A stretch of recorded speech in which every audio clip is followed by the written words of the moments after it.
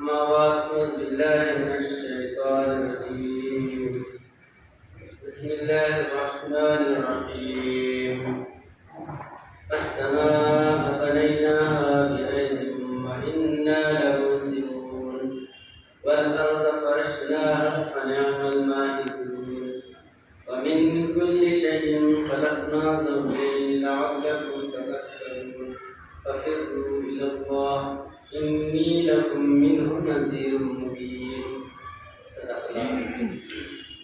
محترم سامعین کرام، میں نے آپ کے سامنے قرآن کریم کی سورہ ذاریات کے آخری آیتوں کو تلاوت کیا، جس میں اللہ تبارک و تعالیٰ بیان فرما رہا ہے وَالسَّمَاءَ بَنَيْنَاهَا بِأَيْدٍ وَإِنَّا لَمُوسِعُونَ، ہم نے آسمان کو اپنے ہاتھوں سے وسیع کیا اور یہ بہت ہی نعمت والی دولت ہے، نعم الماہدون والارض فرشناہا فنعم الماہدون، اور زمین کو ہم نے جھولا بنایا، جھولنے والا ماہد کہتے ہیں جھولے کو، فنعم الماہدون ومن کل شیء خلقنا زوجین لعلکم تذکرون، اور اسی طرح ہم نے ہر چیز میں جوڑے بنائے تاکہ تم اللہ کا ذکر کرو۔ تو الحمدللہ قرآن کریم میں تمام حقائق کو واضح طور پر بیان کیا گیا ہے اور جوڑوں کا خاص کر تذکرہ کیا گیا ہے، اور اس میں خاص کر انسان کے جوڑے کو اللہ کے حکم سے جڑانے کے لیے محفل سجائی جاتی ہے، اور یہ آج شادی کا مبارک موقع ہے، اور اس مبارک موقع میں ہم اور آپ جمع ہوئے ہیں، اور یہ سنت رسول ہے۔ نبی کریم صلی اللہ علیہ وسلم فرماتے ہیں النکاح من سنتی فمن رغب عن سنتی فلیس منی، یعنی نکاح میری سنت ہے، جو اس کو اعراض کرتا ہے، اس کا انکار کرتا ہے، وہ مجھ سے نہیں ہے۔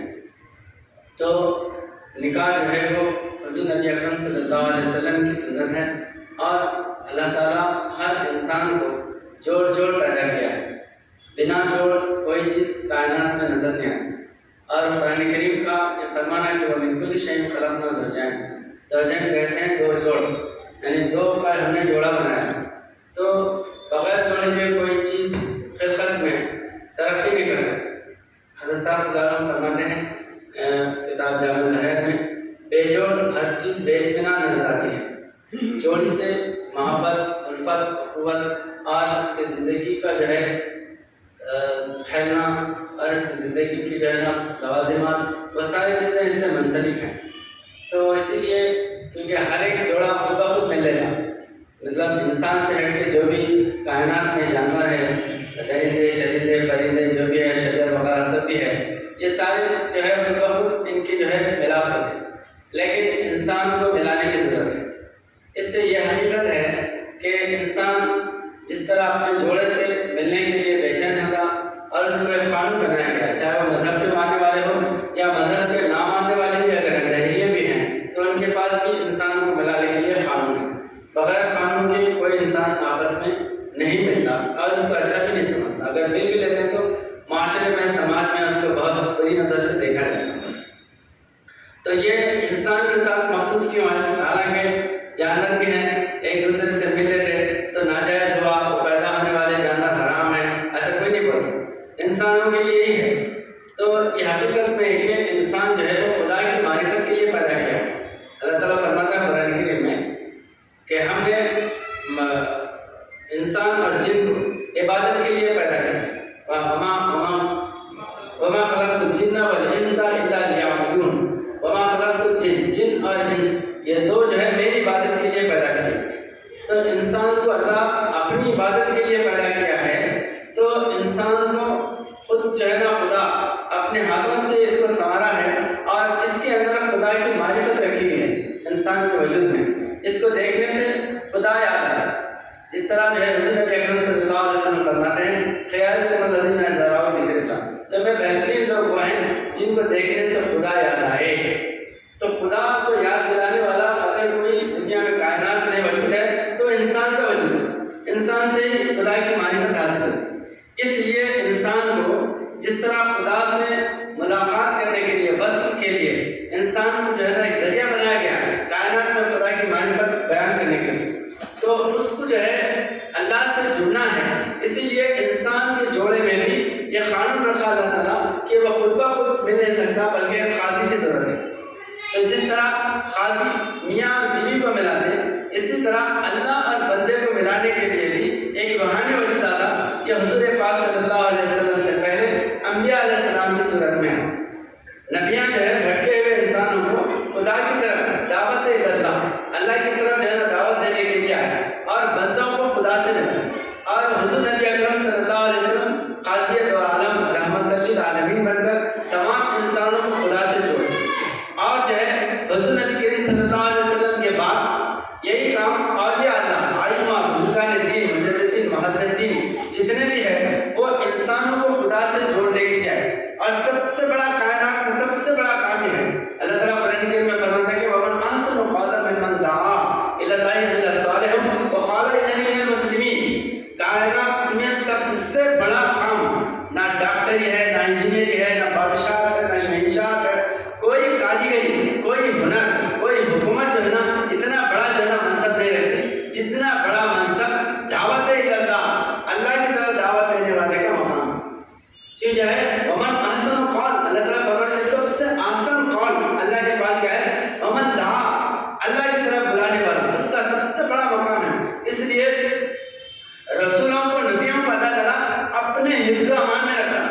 لاکھوں دشمن ان کے ہوتے ہیں لیکن اللہ تعالیٰ جو ہے ان کو اپنی امان میں اپنی سلامتی میں رکھے ان کی حفاظت کرنا اس لیے کہ وہ بندوں کو خدا سے جوڑتے ہیں.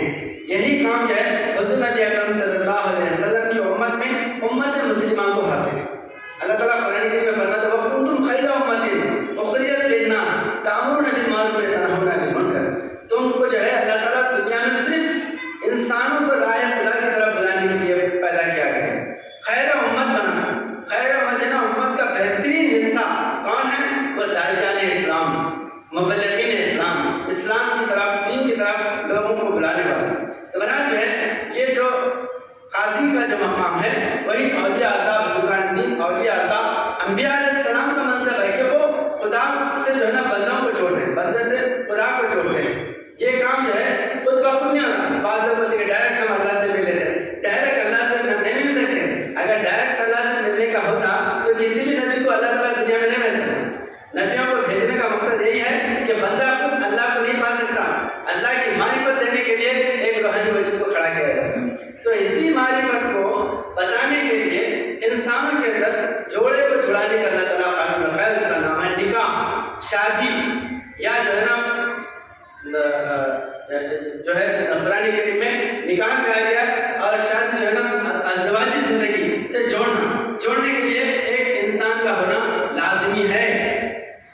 تو یہ معرفت جو ہے انسان جوڑنے کے بعد اس کی زندگی الگ ہو جاتی ہے. پہلے تنہا تھے جڑانے کے بعد کیا ہوتا ہے دونوں ایک ہو جاتے ہیں. دونوں ایک ہو کر ایک گھر بساتے ہیں. دو خاندان مل جاتے ہیں اور اگر ملک اگر ہے تو دو ملکوں کے رشتے ہو جاتے ہیں. اس لیے حضور نبی اکرم صلی اللہ علیہ وسلم کثرت سے نکاحیں الگ الگ خاندان اور قبیلے کے لوگوں سے کریں. یہودیوں سے حضور صلی اللہ علیہ وسلم نکاح کریں اور غلاموں کی جو ہے نا اس میں سے جو ہے حضور صلی اللہ علیہ وسلم نکاح کریں. دوسرے جو ہے بنی ہاشم کے دوسرے علاقے جو الگ الگ تھے اس لیے حضور نبی اکرم صلی اللہ علیہ وسلم بعض روایتوں کے مطابق 12 نکاح حضور نبی اکرم صلی اللہ علیہ وسلم کے الگ الگ جو ہے نا قبیلہ ہو سکتا. اور بعض روایتوں سے جو ہے 9 نکاح ہوئے 11 ہوئے لیکن جو ہے 9 تو مستند ہے. تمام حدیث کا متفقہ جو ہے یہ ہے کہ رزلٹ ہے کہ 9 حضور نبی اکرم صلی اللہ علیہ وسلم کے نکاح ہے 12 بھی ہے. تو یہ الگ الگ قبیلوں سے پہلے جب نکاح ہونے کے بعد میں وہ جو قبیلے کے لوگ تھے وہ حضور نبی کریم صلی اللہ علیہ وسلم سے جڑنے کی وجہ سے صحابہ سے بالکل جو ہے نا ایک رشتے کے معنی جو ہے نا جڑ گئے.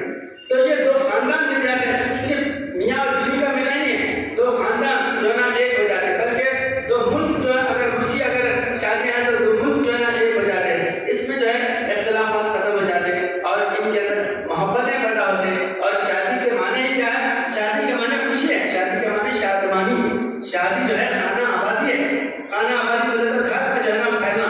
اور ایک جو ہے اللہ تعالیٰ کہیں کسی بستی کو بسانا چاہتا ہے یا کسی جو ہے نا علاقے کو بسانا چاہتا ہے تو وہاں پر جو ہے نا جو حضرت ابراہیم علیہ السلام کو کعبۃ اللہ میں بی بی ہاجرہ کو لا کے کعبۃ اللہ میں چھوڑنے حالانکہ وہ بے آب و گیا نہ پانی